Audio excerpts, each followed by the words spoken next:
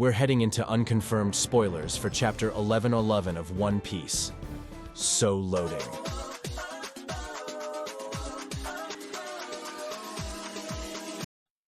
Hello everyone, welcome to the channel, and before we dive into the content, leave a like, subscribe to the channel, and hit the bell icon so you don't miss anything.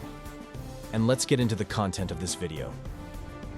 With new leakers emerging, including one from TikTok who accurately predicted everything in Chapter 1109, a summary has surfaced online. It's well written but with a high chance of being fake, so I'm presenting it here more as a curiosity. But who knows, it might just turn out to be true, though the chances are slim. Let's dive in. The title of Chapter 1111 would be, You Live. The cover art is incredible, with a title, Swordsman History, featuring many swordsmen from One Piece. Zoro in the middle, with Brook, Vista, Fujitora, Rayleigh, Law, Shiryu, Shiki, Nushiro surrounding him, with Shanks and Mihawk at the ends, Goldie Roger at the top, and Odin at the bottom. Remember, this week's cover art is in color, so we won't have a cover story. The chapter starts with Luffy greeting the giants, Saturn and Mercury watching them. Jupiter falls to the ground, but suddenly, from the two pieces of the worm, two worms grow out and attack Luffy and the giants from below.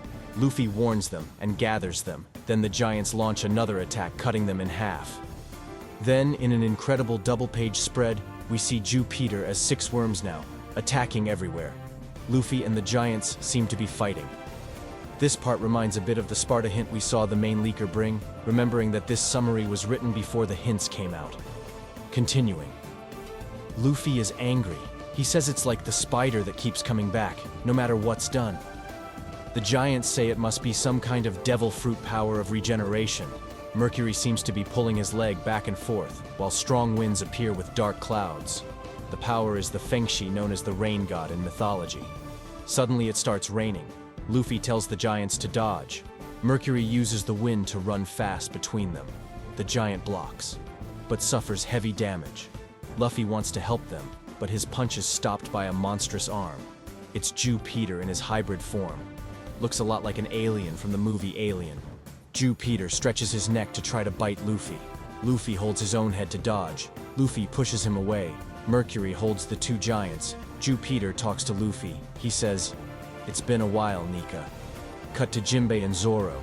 Jinbe sees many Haki lightnings. Lucci faints unconscious on the ground. Zoro apologizes for taking so long.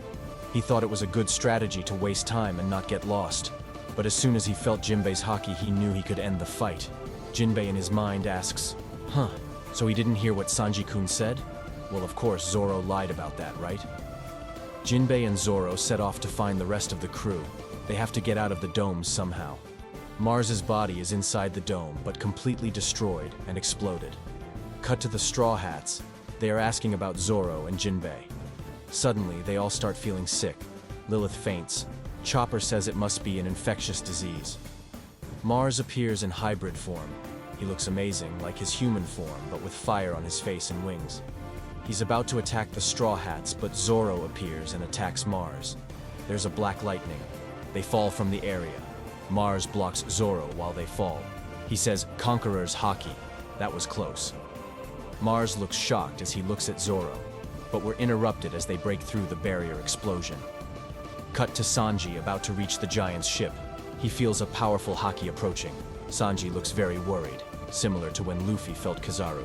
Nusjuro is approaching Sanji and the giants as he prepares his sword, but suddenly he stops.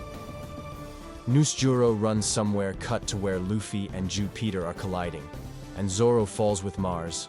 All the Gorosei seem shocked with Luffy and Zoro as they say to each other that no matter what these two do, they cannot leave the island.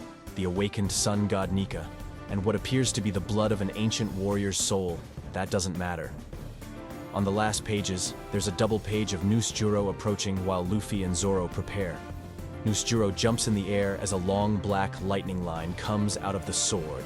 Zoro and Nusjuro collide as their swords don't even touch. There's a lot of black lightning. Nusjuro says, "So you live, Ryuma." End of chapter, 3-week break. And that was the unconfirmed summary. What do you think? Does it make sense? Let us know in the comments. Today, initial spoilers should come out. Let's see if this will come true or not. Official dates. This Tuesday we should have initial spoilers. We'll see if this summary will be confirmed or not. Wednesday we have the complete summary, confirming this or not. And Thursday we should have the chapter. See you and thanks.